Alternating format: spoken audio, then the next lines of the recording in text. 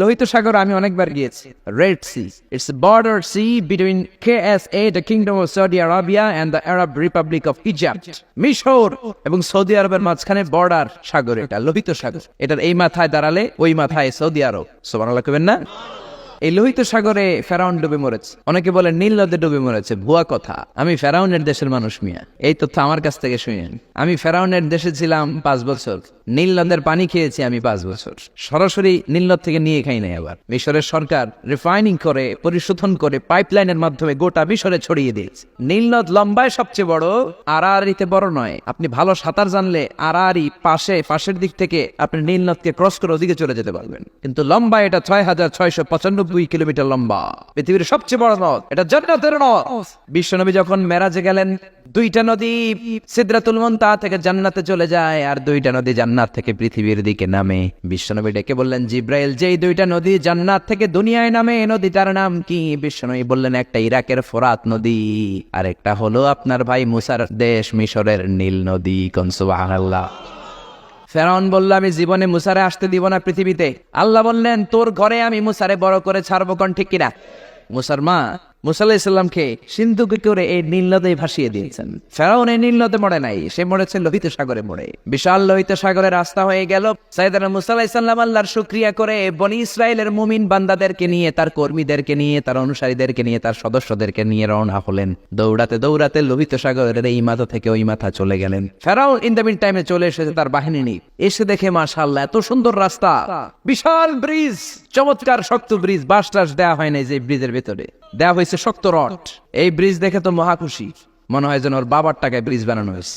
সে order করলো, march on the bridge, march on my soldiers on the bridge and try to reach মুসাস।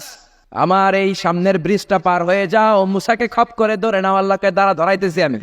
ফেরাউনের order শুনে সেনাবাহিনীরা left right করে March করতে শুরু করলো। যেতে যেতে ব্রিজের এই মাথা থেকে ফেরাউন সহ সৈনিকেরা যেতে যেতে ব্রিজের মাঝ বরাবর যখন চলে এসেছে, আল্লাহ মুসারে ডেকে বললেন, ও মুসা, অ্যাকশন নিবার মনে চাই কিনা? মুসা নেই বললেন, মনে চায়। অনেক জ্বালাইছে বেয়াদবটা আমারে, ঘুমাইতে দেয় নাই, খাইতে দেয় নাই, খালি হামলা চালায়। এখনো এরকম মুসলমানদের ঘরে ঘরে হামলা আসরা নাই। ঘরে ঘুমাতে পারে না, নিজ এলাকায় থাকতে পারে না, অন্য থানায় চলে যায়, অন্য গ্রামে চলে যায়, রাতের ঘুম নাই, আত্মীয় স্বজনের সাথে দেখা নাই। দুনিয়ার বুকে কষ্ট করে যাও, জান্নাতের দরজা আল্লাহ তোমাদের জন্য খুলে রেখেছেন। আল্লাহ বললেন, অ্যাকশন নিবার মন চাই কিনা মুসা? মুসা বললেন, অবশ্যই। আল্লাহ বললেন, অ্যাকশন নিতে চাইলে আর দেরি করা যাবে না, লাঠিটা তোলো। সুবহানাল্লাহ কইবেন না?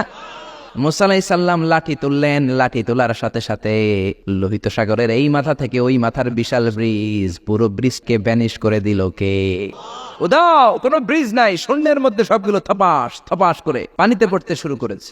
ও মিয়া, লোহিত সাগর এটা বাংলাদেশের পদ্মা যমুনার মতো হবে মনে হয়, তাহলে মেঘনা নদীর মতো, ব্রহ্মপুত্র, কপোতাক্ষ নদ, বিশাল বড় সাগর, কোনো কুল কিনারা পায় না। আবার মেঘনা নদীর মতো হলে মিঠা পানির পানি গিলে গিলে খাওয়া যেত। সাগরের পানি কি মিঠা পানি নাকি লোনা পানি? কিন্তু লোহিত সাগরের লোনা পানি, লবণ পানি আর খেতে পারে না। 1 ঢোক ভিতরে যায়, বমি করে 2 ঢোক ফালায়। খেতে খেতে ফেরাউনের পেটটা এত বড় হয়েছে, আজীবন খেয়েছে মানুষের বাড়ির লাউ, অন্যের বাড়ির কদু, অন্যের বাড়ির খাসির রান। আজকে বেয়াদবের বাচ্চাটারে লোহিত সাগরের লবণের পানির মধ্যে সুবাইকে। পানি খেতে খেতে পেট এত বড়। এবার হাত তুলা কয়, আমি ভালো মানুষ। কি বলে? আমি ভালো মানুষ, আমি ঈমান আনলাম। বনি ইসরাইলের লোকেরা যার প্রতি ঈমান এনেছে, মুসার রব, হারুনের রব, ওই আল্লাহর ছাড়া আমি কাউরে মানি না। কত ভালো মানুষ দেখছেন? আল্লাহ বললেন, no, the time is up, I never accept your ঈমান নাও। এখন তোর ঈমান আমি কবুল করব না।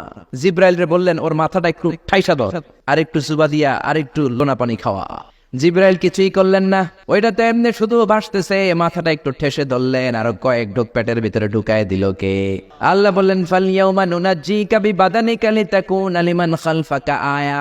ও ফেরাউন, তুই মরে গেলি, কিন্তু তোর লাশকে আমি মারবো না। তোর লাশটা গলবে না, পচবে না, কোনো কীট পতঙ্গ তোরে খাবে না, কোনো তিমি মাছ তোর দেহের মধ্যে তার জিহ্বা লাগাবে না।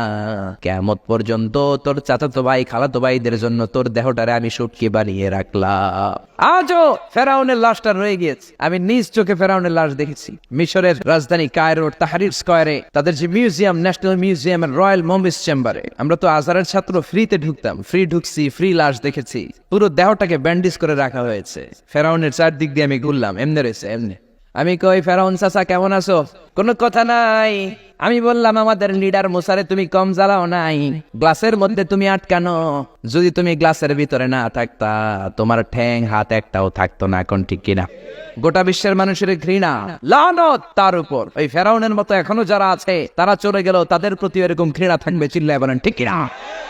ফেরাউন চলে গিয়েছে, নমরুদ চলে গিয়েছে, কিন্তু ফেরাউনের চেলারা আশ্রা নাই, নমরুদের চেলারা আশ্রা নাই। যুগে যুগে ফেরাউন থাকবে, নমরুদ থাকবে, আর তাদের বিরুদ্ধে আপনাদেরকে মুসা আর ইব্রাহিমের ভূমিকা পালন করতে হবে, চিল্লায় বলেন ঠিক কিনা? এই পৃথিবীটা থাকার জায়গা নয়। ফেরাউন তার জলজ্যান্ত প্রমাণ। অনেকক্ষণ আমি তাকিয়ে রইলাম জাহান্নামের এই নরকিটটার দিকে। শুটকি মানুষ, একটা মানুষ মরে যাওয়ার পরে মাছ যেমনি আমরা শুটকি বানাই, ফেরাউনকে কিয়ামত পর্যন্ত শুটকির মতো বানিয়ে দিয়েছে কে?